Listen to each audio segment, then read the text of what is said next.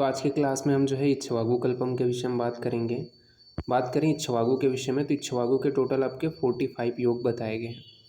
सर्वप्रथम बात करते हैं इसके पर्याय के विषय में इक्ष्वाकु के। तो इसे कटुकलाबु, लंबा, तुम्बी, इक्ष्वाकु, फलनी तथा यहाँ पे आपका बोला गया पिंडफल आदि नामों से जाना जाता है। तो इसे याद करने का ट्रिक क्या है, तो अपन किसी पेशेंट को बोल रहे हैं कि कल तुम ईख और फल का रस पी लो, ठीक है। तो कल से आपका क्या हो जाएगा, क से कटकलाबू और ल से आपका लंबा, फिर तुम से तुम भी हो जाएगा, इख से इक्ष्वाकु, फल से फलिनी और पीलो से आपका पिंडफल हो जाएगा। तो इस प्रकार से आपको यहाँ पे बताया गया।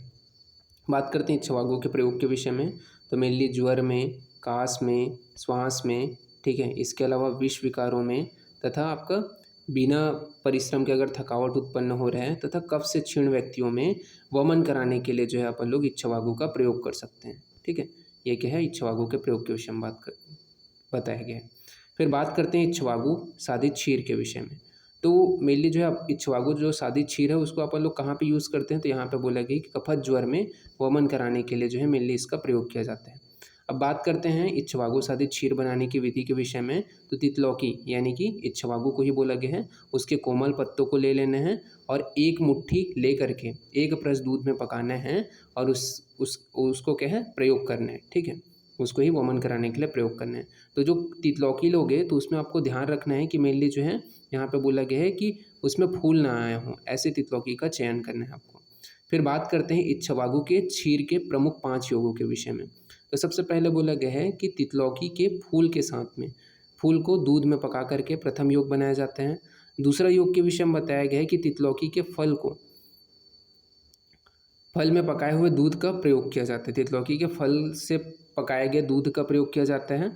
फिर उसके बाद में आपका बोला गया है कि जब फल में रोम ना हो, ठीक है, रोम उत्पन्न हो, तब उसके क्या है पकाए हुए दूध का मलाई का प्रयोग किया जाता है, ठीक है। तो ये टोटल 3 योग हो गए। एक तो आपके फूल से दूध में पकाए हुए तितलौकी, उसके अंदर फल से पकाए हुए दूध को प्रयोग करना है और उसके बाद में जब रोम उत्पन्न हो गए हों तब पकाए हुए दूध की मलाई का प्रयोग करना है। तो ये क्या है आपके योग बताए गए। देन उसके बाद में अपन इसके चौथे योग के विषय में बात करते हैं। तो चौथा योग आपका क्या बताया गया, तो यहाँ पे बोला गया है कि जब फल में रोम न उत्पन्न हुए हों तो फल को पकाए हुए दूध को जमी हुई जो दही है उसकी मलाई का प्रयोग किया जाता है।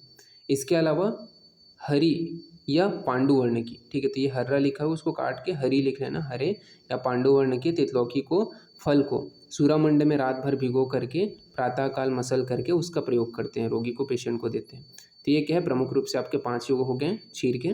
फिर बात करते हैं इक्ष्वाकु का कहाँ कहाँ पे प्रयोग किया जाता है। तो यहाँ पे बोला गया है उदर में अगर कफ है, स्वर भेद है तथा पीनस के व्यक्ति को तितलौकी का स्वरस 1 भाग तथा उसमें गोदूध 3 भाग मिला करके पिलाना चाहिए।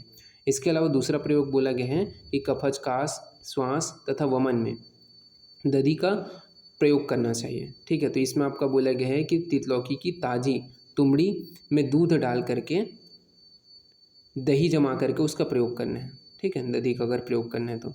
फिर बात करते हैं विष विकार, गुल्म, उदर रोग, ग्रंथि रोग, गलगंड, गंडमाला और स्लीपद आदि रोगों में तितलौकी के बीज चूर्ण का बकरी दूध के साथ में प्रयोग करना है। फिर बोला गया पांडु एवं कुष्ठ रोगों में। तो पांडु एवं कुष्ठ रोगों में तितलौकी के फल, इसके अलावा दही की पानी में पकाना है, उसको तितलौकी के फल को दही के पानी में पकाना है, फिर उसमें मधु और सेंधव मिला करके प्रयोग किया जाता है। फिर बात करते हैं आपके इक्ष्वाकु के टोटल 45 योग को याद करना कैसे है। तो उसके लिए आप ट्रिक याद करना कि माय न्यू टाटा स्कूटी में मच्छर घुस गई।